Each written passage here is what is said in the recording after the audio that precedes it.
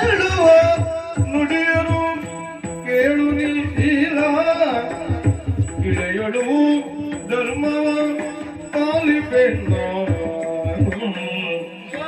ಗಿಳೆಯೋಳು ಧರ್ಮವ ಪಾಲಿಪೆ ನಾನು ನಿನಗೆ ಪಾತಾಳರಿ ಕಲ್ಯಾಣ ಅಂಜದೇನು ಅಂಜಬೇಡ ಅಳಕಬೇಡ ಇದೆಲ್ಲವೂ ನನ್ನ ಲೀಲಾ ನಾಟಕ. ನಿನ್ನ ಲೀಲೆ ಯಾಕೆ ತಾಯಿ? ಪರಮೇಶ್ವರನ ಮೆಚ್ಚಿಸಿದೆಯೋ? ಪರಮೇಶ್ವರನ ಮೆಚ್ಚಿಸಿ ಆತ್ಮಲಿಂಗವನ್ನ ಕೇಳುವಂತ ಸಂದರ್ಭದಲ್ಲಿ ನನ್ನನ್ನೇ ಕೇಳಿಬಿಟ್ಟೆಯೋ? ಹೌದಮ್ಮ, ನೀನು ಕೇಳಿದ್ದಲ್ಲ, ನಾನೇ ಕೇಳಿಸಿದ್ದು. ನೀನೇ ಯಾಕೆ ತಾಯಿ? ನಿನ್ನ ದೇವಿ ಸ್ವರೂಪಿಯಾಗಿ ನಿನ್ನ ನಾಲಿಗೆಯಲ್ಲಿ ನಾನು ನಿಂತು ಕೇಳುವ ಹಾಗೆ ಮಾಡಿದವಳು ನಾನು. ವರ ಕೇಳುವ ಹೊತ್ತಿನಲ್ಲಿ ನನ್ನ ನಾಲಿಗೆಯಲ್ಲಿ ನೀನು ನೆಲೆಯಾದೆ.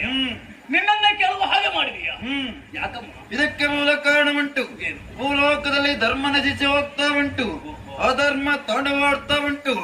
ಮಹಾಕಾಳಿ ಸ್ವರೂಪದಲ್ಲಿ ಭೂಲೋಕಕ್ಕೆ ಇಳಿಯಬೇಕಿರುವಂತಹ ಮಹಾ ಉದ್ದೇಶವನ್ನು ಹೊತ್ತವಳು ನಾನು. ಓಹೋ, ಹಾಗಾಗಿ ಅದಕ್ಕೆಲ್ಲ ಒಂದು ಮಾರ್ಗ ಬೇಕಿತ್ತು. ಭೂಲೋಕಕ್ಕೆ ಇಳುವುದಕ್ಕೆ ಒಂದು ಅವಕಾಶ ಬೇಕಿತ್ತು ನಿಮಗೆ. ಹಾಗಾಗಿ ನಿನ್ನನ್ನು ಬಳಸಿಕೊಂಡವನು ನಾನು. ಹೌದು, ಇದೆಲ್ಲ ನನ್ನ ಲೀಲಾ ನಾಟಕವೇ ಸರಿ. ಚಿಂತಿಸುವಂತಾಗುತ್ತಿಲ್ಲ. ನಿನ್ನ ಮುಂದಿನ ಪ್ರಯಾಣ ಎಲ್ಲಿಗೆ ಗೊತ್ತುಂಟ? ನೇರವಾಗಿ ಪಾತಾಳಕ್ಕೆ